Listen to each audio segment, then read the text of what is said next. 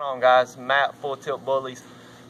Today's video, as promised, is the FTB Foxxy Red pack video, where I'm just kind of, giving a little bit of history on each dog, how I acquired them, etc. So, Miss Foxy is actually one of my very first productions. She is off my very first litter, and I'm very, very proud of this girl. I probably got half lucky and half research with this production, but all I know is that there's a right way to breed and a wrong way, and I studied the right way very extensively.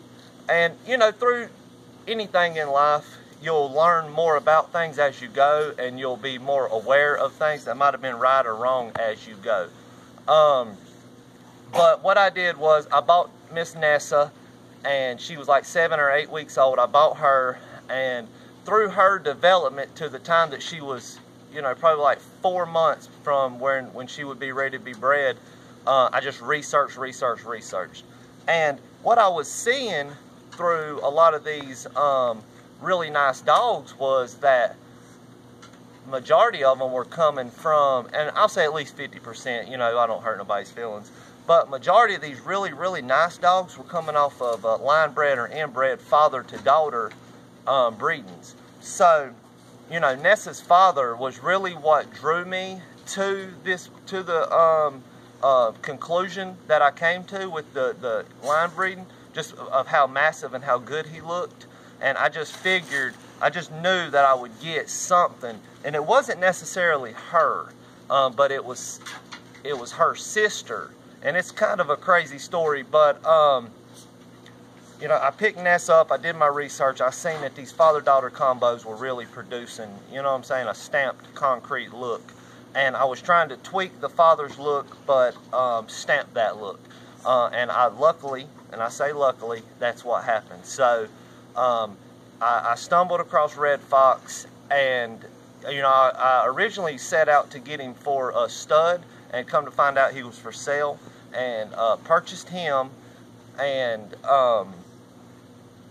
did the breeding, come out, just spectacular. Like I said, I did a whole lot of research from the time I got Nessa to about 4 months that she was ready to breed, that I came to this conclusion. And I did the breeding. Now, Miss Foxy, she was one of 2 females. There was a blue and white female that I had originally had as my first pick. I actually was going to sell Miss Foxy here because, like I said, it's my first litter. I didn't know exactly what I was to be looking for. I had an idea, but I didn't know exactly. My vision of what an American Bully was kind of off, you know what I mean? And then once I really came to a real conclusion of what I was looking for, I knew that I had almost made a terrible mistake. So the puppy I gave Foxy, I didn't give Foxy what I was going to do. I was selling them to my sister, and I was just going to let her keep her, but I was still going to breed off of her. Come the female that I had, unfortunately she didn't make it. She died. She probably was just like the runt, and just was not quite as developed as the others, but she was a beautiful dog, really beautiful dog. And she was like a survivor, you know what I mean? So I was like, if she makes it, it'll be a good story behind her. But my sister came, got into some circumstances where she couldn't keep her, and I went over there. I was like, man, I really need, I made a mistake anyway. So it worked out perfectly. I got her back, and her development within just a month or so of me getting her back really really told me a lot. Like, wow, I was overlooking certain aspects in certain puppies that I really should have been paying attention to. I sold another male off of her litter that I should have kept. He was just a remarkable dog. And I'm going to see if I can find some of these animals so that I can show, but he was like a champagne chocolate color, just a beautiful, beautiful dog. So I got her, and I got her back. Like I said, she's my original production, and she just grew and grew and grew, and I just knew, like, this dog right here is really going to be special to my program. So Nero's story, if y'all go and check that video out, follows up what I did from there. But that's basically it. She almost slipped away from me, believe it or not. But like I said, thankfully everything happens for a reason, and now she's here doing great. She's coming up on 3.5 years or so. You know, I mean, just, you know, really healthy, really good dog, and looks awesome. So I'm gonna try to get y'all a couple, you know, shots of her. Quick girl. Get y'all a couple shots here, good side shot. And she's getting her weight back awesomely. And now she's got a lot of fire to her also, which that Fedar blood, you know, does that. She's really headstrong. Her mother's that way. You know, they're really alpha dogs. You know, they're dominant, but they're really, really good dogs. I've never had any aggression, human aggression out of her. Never worried about her with the children or anything like that. She's been, you know, just an awesome dog. Great producer. So, and I know a lot of y'all love her just probably as much as I do. But that's Miss Foxy. She is probably, I want to say 16 inches tall in that area. 15, 16 right in there. Her head is, I believe, like 22.5, 23 inches, and she's just all dog.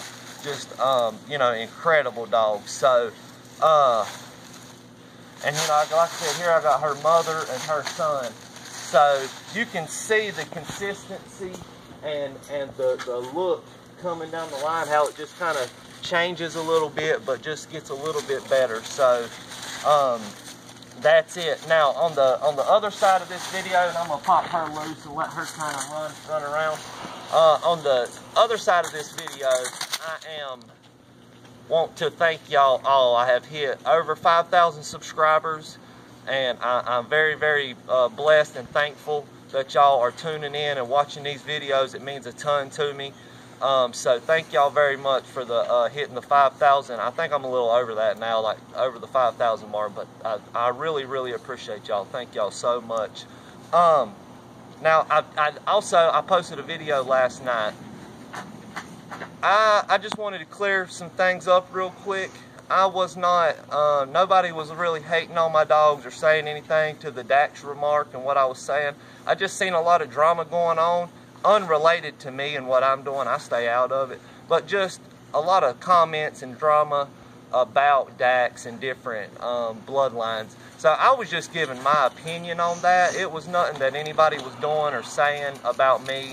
I just wanted to show what I've got from it, and I'm not like a diehard Dax person. I just seen certain qualities in that blood that could be used. Now, and what I believe is either one of two things. If you're inbreeding stuff super, super hard, you're going to get flaws. You're going to get defects, and it may look like a bulldog feature, but it might not be. Like I said, I don't know for sure. Quit, girl. Quit, Foxy. Come here. I don't know for sure that anybody, come here, girl. Stop. I don't know for sure that anybody put bulldog where. I don't, you know what I mean? Like I said, that was merely me just giving my opinion on the Dax stuff and my dogs and what I have got from it and what's happened. That's all. Not no more, no less. So, you know, I really wanted to try to teach y'all something, and make sure, again, you look for consistency when you're picking dogs, and pedigree. What I meant by the pedigree is that all those dogs need to match up. I've seen dogs where they look a certain way, but then you look at the mother and she just looks terrible. Like she don't even look like she should be in an American Bully pedigree. So, you know, make sure you use common sense. Don't let yourself be fooled because you want something to be something so bad. Now, a lot of these dogs that really do have these super hard bulldog features, somebody's probably did something. And like I said, I'm not calling anybody by name or anything like that, but I just don't want people to bash Dax blood or the American Bully in general by saying, oh, they're frauds or they cheated and they put this in there, because I don't think that's necessarily the case. Now, I know it's been done in certain places, but that don't mean all dogs. If you look at my pedigree all the way back on all my dogs, I'm talking about all the way back, the consistency stays right where it's supposed to. And you can, if you know what you're looking for, you can look at these mothers and fathers and their productions and see where something goes wrong or where something's right. And mine is really consistent all the way down, especially like you look at her and then you look at Fedor and what he's produced, her father, then Fedor. I mean, it's kind of self-explanatory. You can see what's what. So that's pretty much it. And I had somebody else, you know, asked, you know, how I got him built or her built, and you know, I want to say that on video again and make it really clear. I don't do anything. I've got about an acre backyard that they run twice a day. They run around and they just play, and they, you know, they don't do no treadmill or they don't do no bodybuilding, and you know, it's not nothing.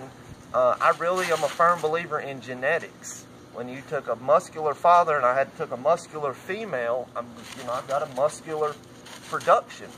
I feed Pride. That's why I got the bag here. That's what I feed is Pride, and I give a 1-a-day vitamin. I don't do, like I said, and they get plenty of water and they get run time. That's it. It's not anything special, not no extra, and I don't make them do any extra. So that's pretty much it. Again, I appreciate y'all guys. I'm going to, we got to reload some wood chips and things, get them nice and comfortable. It's kind of chilly out here, extra chilly today. So until next time, I appreciate y'all guys.